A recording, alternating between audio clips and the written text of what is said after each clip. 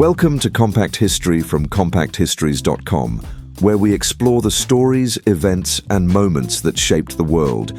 In short, bite-sized episodes. This is episode 130, The History of Chess.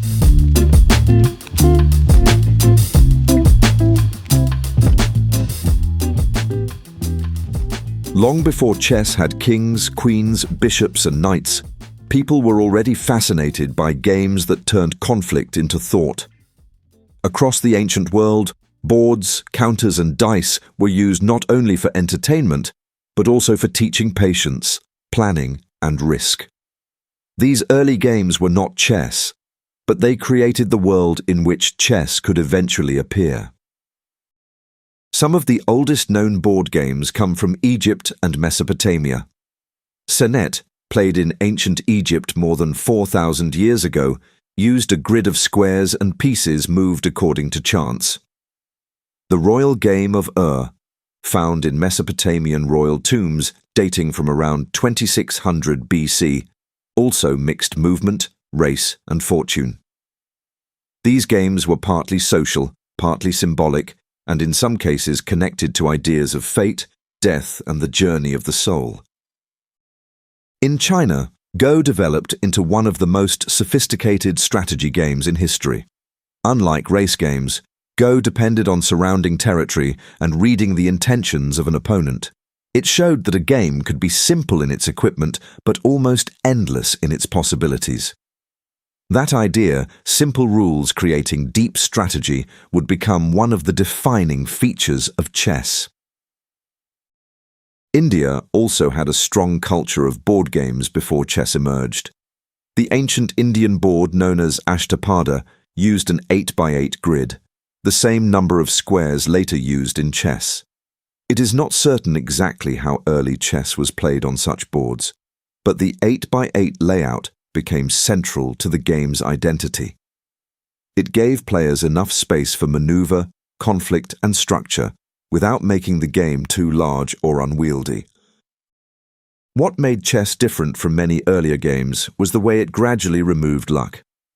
Dice were common in ancient games, but chess came to depend almost entirely on decision-making. The player could not blame a poor throw or a bad roll. Victory came from judgment, memory, calculation, and nerve.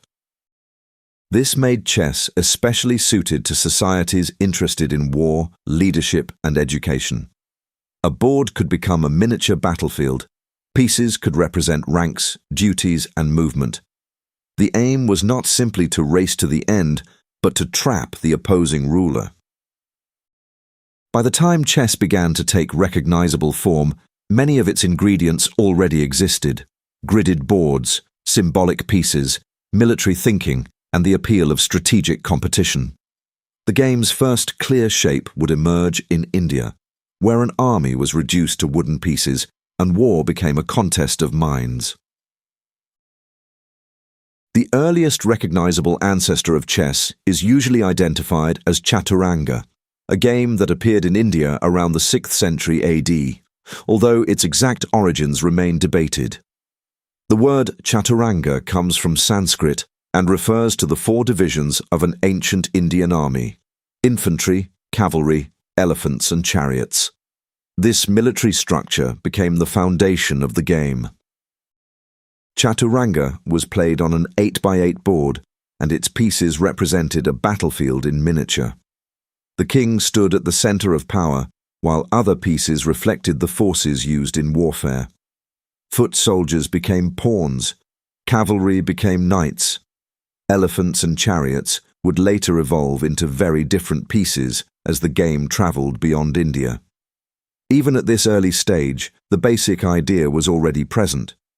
Each type of piece moved in its own way, and the player had to coordinate them as an army. The rules of chaturanga were not identical to modern chess. Some pieces moved less powerfully, and there were variations in how the game was played.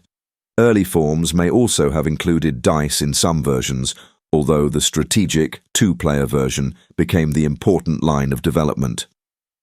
What mattered most was the concept of organized conflict, with the opposing king as the ultimate target. chaturanga reflected the world that produced it. India was a place of powerful courts, military theory, mathematical thinking, and intellectual games. The idea of simulating war on a board fitted naturally into elite culture. A ruler or commander could practice judgment without bloodshed. A player had to understand attack, defense, sacrifice, and timing. The game also encouraged a particular kind of thought. Unlike games based mainly on speed or chance, chaturanga rewarded foresight. A move might seem harmless at first, but become dangerous several turns later. A piece might be sacrificed to open a path. A strong position could collapse if the king was left exposed.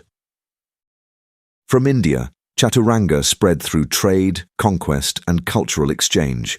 Travelers, merchants, diplomats, and soldiers carried games as easily as they carried stories. A board could be scratched into a surface, and pieces could be carved from simple materials. That made the game portable and adaptable. As chaturanga moved westward, it entered a new linguistic and cultural world. Its pieces were renamed, its rules were adjusted, and its meanings changed. The Indian battlefield became a Persian courtly game, and with that transformation, chess began its first great journey beyond the land of its birth. When chaturanga reached Persia, probably by the 6th or 7th century, it became known as chaturanga. The Persian world gave chess some of its most enduring language. The king was the Shah, and the phrase Shah mat, meaning the king is helpless or defeated, is the likely source of checkmate. Even today, every game of chess ends with a word rooted in that Persian inheritance. Persia did more than rename the game. It helped turn chess into a refined, courtly pastime. Chaturanga was played among nobles and educated elites, and it became associated with intelligence, discipline, and good judgment. Stories from Persian literature present chess as a test of wisdom.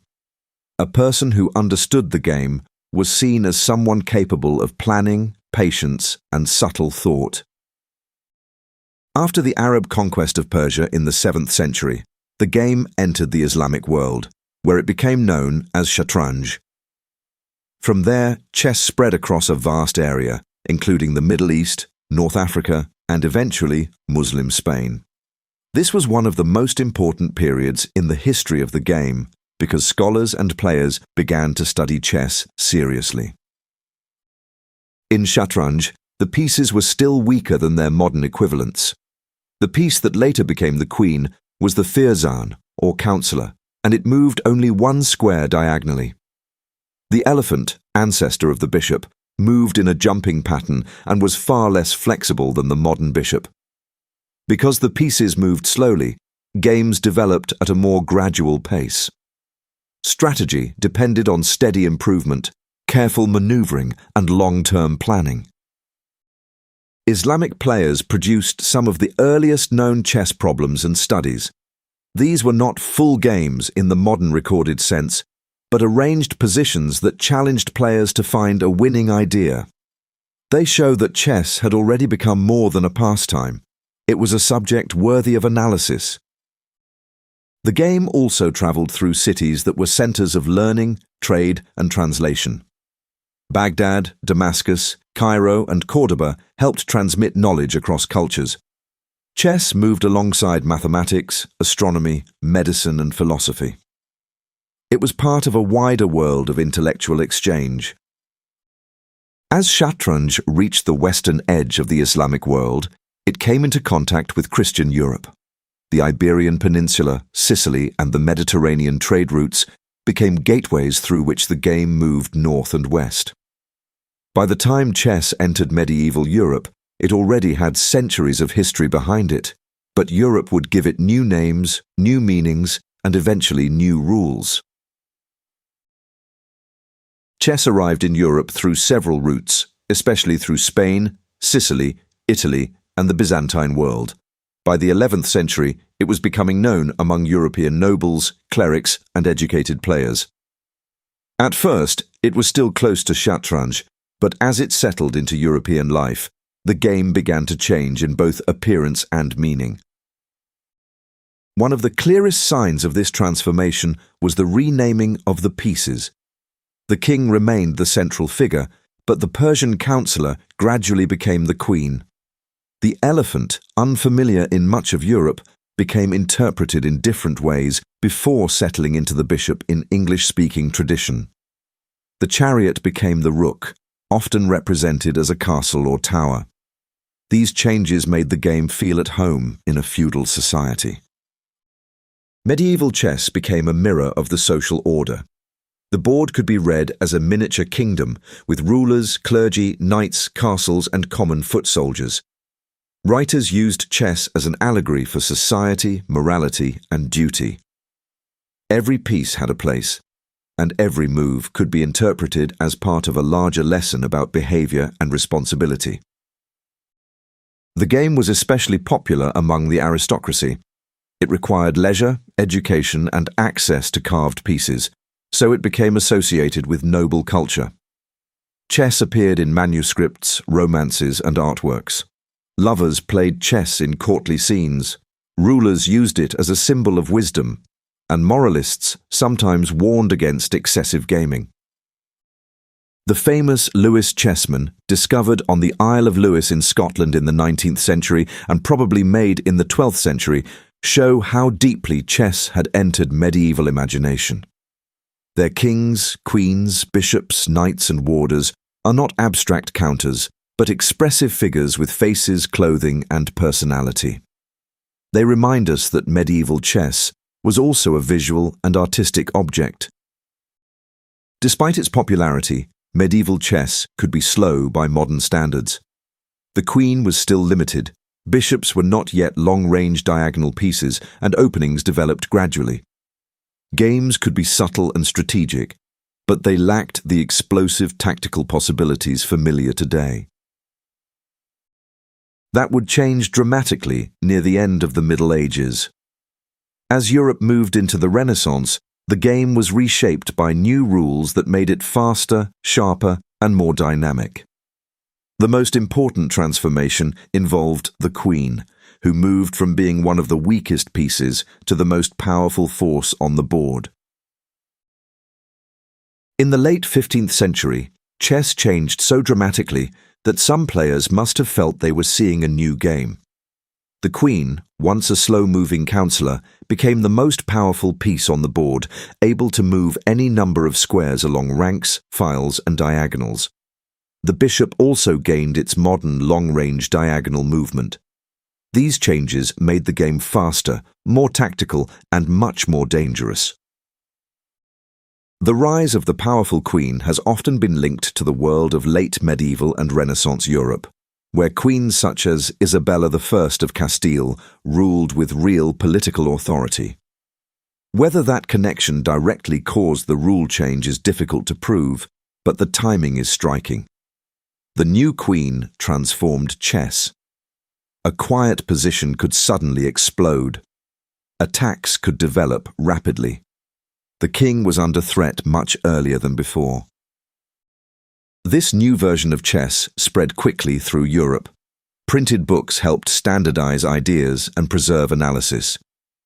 One of the earliest important chess books was associated with Luis Ramirez de Lucena, published in Spain in 1497. Later writers, including Pedro Damiano and Ruy López de Segura, helped shape opening theory and competitive understanding. Chess was no longer simply passed from player to player. It was being studied through texts. Other rules also moved towards modern form. Castling developed as a way to bring the king to safety and connect the rooks. The pawn's initial two-square move became established, along with en passant as a balancing rule. Promotion became more significant because reaching the far side of the board could create a new queen. Together, these changes gave chess the rhythm we recognize today. The new rules shifted the balance between strategy and tactics. Slow maneuvering still mattered, but calculation became more urgent. Players had to watch for mating attacks, forks, pins, discovered attacks, and sacrifices. A single careless move could now be fatal. Chess also became more international. Different regions still had local habits, but the broad structure of the modern game was becoming recognizable. By the 17th and 18th centuries, strong players could compete across national boundaries with rules that were increasingly shared. The transformation of chess during this period was not just a technical change, it altered the character of the game. Chess became quicker, sharper, and more dramatic, better suited to public play and written analysis. That set the stage for the rise of chess clubs, coffeehouse champions, tournaments, and eventually world championships. By the 18th century, chess had moved out of courts and private rooms and into a more public world. Coffeehouses in cities such as London and Paris became centers of play, discussion, and rivalry. Chess was still associated with intellect, but it was no longer only a noble pastime. It was becoming a competitive culture. One of the great figures of this era was François-André Danican Philidor, a French musician and chess master who dominated European chess in the mid-18th century. His famous idea that pawns are the soul of chess reflected a deeper understanding of structure and long-term planning. Chess was becoming more analytical, with players studying not just attacks, but also positions, weaknesses, and endgames. The 19th century brought organized competition. The London tournament of 1851, won by Adolf Anderssen, is often regarded as the first great international chess tournament. This period produced romantic attacking chess, full of sacrifices and bold combinations. Later in the century, Wilhelm Steinitz introduced a more scientific approach, arguing that attacks should be based on positional advantages rather than pure imagination. In 1886, Steinitz became the first official world chess champion after defeating Johannes Zukertort. The 20th century made chess truly global. The World Chess Championship became one of the most prestigious intellectual contests in the world. Players such as Emanuel Lasker, José Raúl Capablanca, Alexander Alekhine, Mikhail Botvinnik, and many others shaped different styles of play. The Soviet Union invested heavily in chess, treating it as a symbol of education, discipline, and cultural strength. For decades, Soviet players dominated the highest levels of the game. In 1972, the World Championship match between Bobby Fischer of the United States and Boris Spassky of the Soviet Union turned chess into a Cold War spectacle. Fischer's victory made him a global figure and brought chess to a wider audience. It showed that the game could carry political, cultural, and psychological weight far beyond the board. Then came the machines. In 1997, IBM's Deep Blue defeated world champion Garry Kasparov in a match that became a landmark in artificial intelligence. Later engines became far stronger than any human player, changing how chess was studied. Online chess, streaming, and fast time controls brought another revolution, making the game accessible to millions at any hour of the day. Today, chess is ancient and modern at the same time. Its roots lie in Indian armies, Persian courts, Islamic scholarship, and medieval Europe, but it now lives on phones, websites, and supercomputers. A board of 64 squares has survived empires, religions, revolutions, and technologies because its central challenge remains irresistible. Two minds, equal forces, and the endless question of what comes next.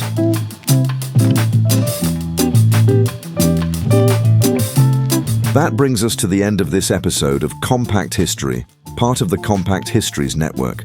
Please don't forget to follow or subscribe wherever you are listening so that you don't miss any future episodes. And consider leaving us a rating or a review, as it really helps new listeners find the show. You can find new episodes at compacthistories.com, where you can also explore our other podcasts covering biographies, warfare, science, mysteries, true crime, and disasters. You can also follow us on Facebook, Instagram, and Pinterest. Finally, please consider supporting the show directly by buying us a coffee. Head on over to compacthistories.com/history And click on the coffee cup to see how. Thanks for listening, and I'll see you next time.